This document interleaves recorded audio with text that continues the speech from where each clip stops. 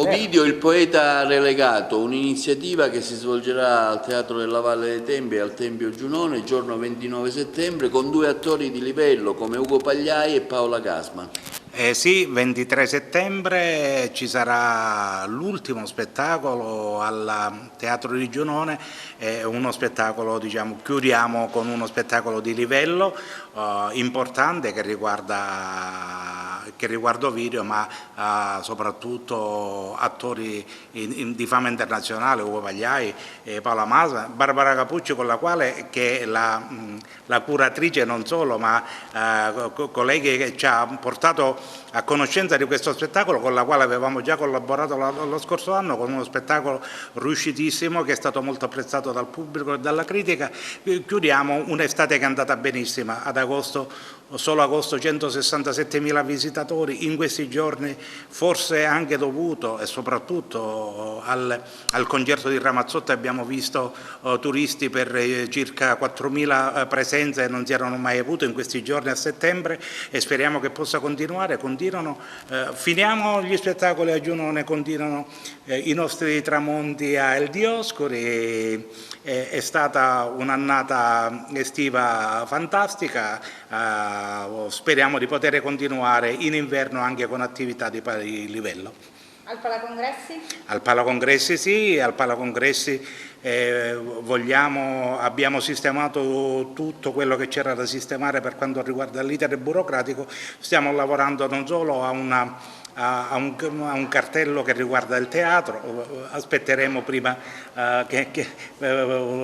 prima di sistemare tutte le cose, aspetteremo un altro po' di tempo, ma faremo spettacoli, teatro, musica, perché no cabaret. Abbiamo una sala da 1000 posti che ci chiede di essere utilizzata e noi la utilizzeremo. Qualche dato della provincia, considerando che il parco abbraccia diversi luoghi archeologici, diversi siti, non solo la Valle dei Tempii, direttore?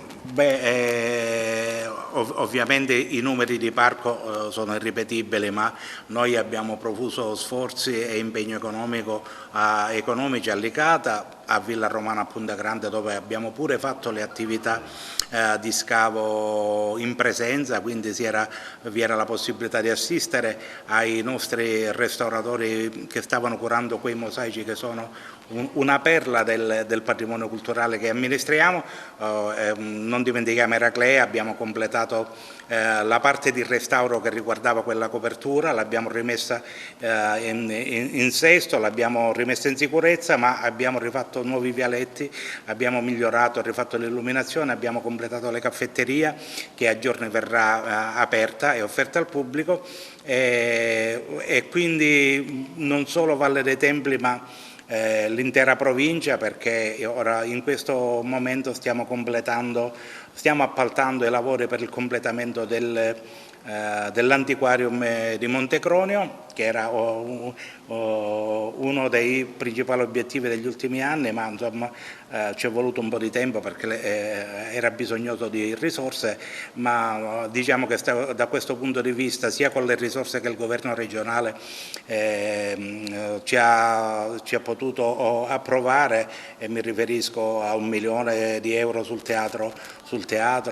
Quando lo appalteremo inizieranno poi da subito i lavori, 2,5 milioni a Villa Romana, 2 milioni a Eraclea Minoa e 1.300.000 euro a Casa Morello, proprio qui al Parco Archeologico, dietro l'area cimiteriale, per allestire un centro culturale importante. Ecco, parliamo anche di Odorsi. Anche lì fate una campagna abbastanza interessante, iniziative su Casa Barbadoro, degustazioni di vini, di olio.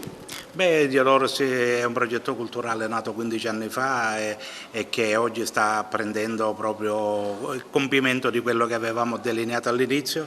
Casa Barbadoro è il luogo dove si parlerà di questo progetto culturale, dove si parlerà non solo della biodiversità e della parte paesaggistica del parco, che era meno nota, ma l'aver istituito una legge che mettesse insieme archeologia e paesaggio è stato molto importante per noi. Avere le risorse di questo ne abbiamo avuto contezza quando a giugno abbiamo approfondito e abbiamo avuto l'amministratore delegato dell'Enit, Roberta Garibaldi. Il turismo che riguarda l'enogastronomia è in continua ascesa. Barbadoro sarà quel posto dove si racconteranno queste storie, ma non solo di Odoros, ma chiunque faccia buona politica di salvaguardia del territorio.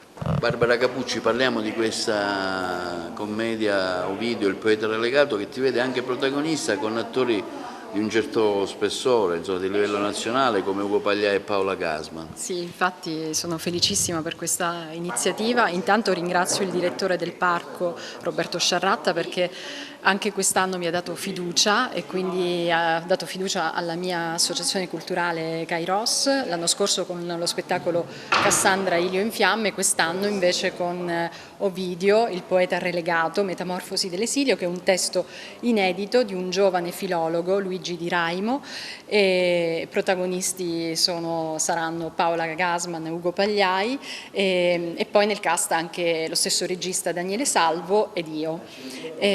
Appunto, la storia parla di questo editto voluto da Augusto che relega in esilio Ovidio, per cui la vicenda, diciamo, reale, umana, insomma, di Ovidio si intreccia poi con le sue metamorfosi, con i personaggi e i miti, insomma, delle sue metamorfosi in questo dialogo con la moglie. Il testo è molto bello, sarà un reading a più voci e quindi spero che veniate, insomma, numerosi il 23 di settembre, quindi venerdì, al Tempio di Giunone alle 20:30.